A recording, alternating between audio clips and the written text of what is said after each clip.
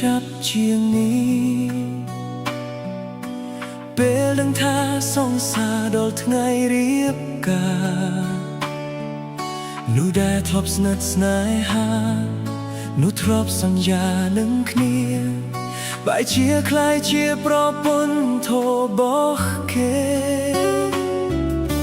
អូនដើរមកប្រាប់ឲ្យបងកាត់ចិត្តបងមិនដែលគិតថាជាការពិតទេដូចនោះឈួតស្នេហ៍ជូនបងអូនតែទឹកភ្នែកហូរយំទាំងមិនដឹងខ្លួនកំពុងយំសង្សារខ្ញុំคล้ายជាប្រពន្ធគេនោះខ្ញុំស្នេហ៍បានទៅអ្នកផ្សេងអោ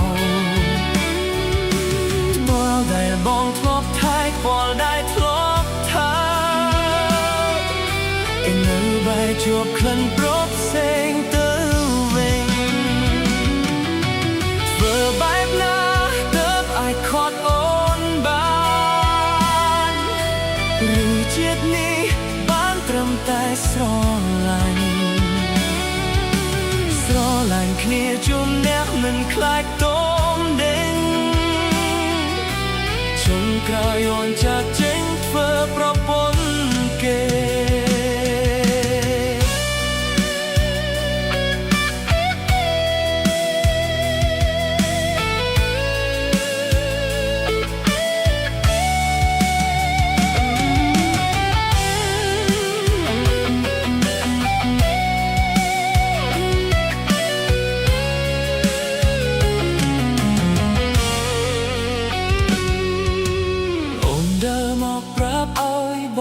កាត់ចិត្ត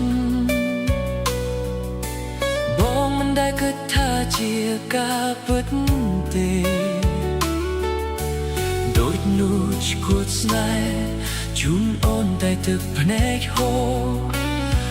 រយំទាំងមិនដឹងខ្លួនកំពុងយំសង្សារខ្ញុំคล้ายជាប្រពន្ធគេនោះខ្ញុំស្នេហ៍ទៅអ្នកផ្សេងអូបលដែលបងធ្លាប់ថែបលដែលធ្លាប់ថាឥឡូវបែរជាប់ក្លិនប្រផ្សេងទៅវិញធ្វើបែបណា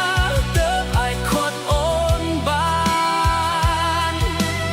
ឬជាតិនេះបានត្រឹមតែស្រឡាញ់គ្នាជុំអ្នកមិនខ្លាច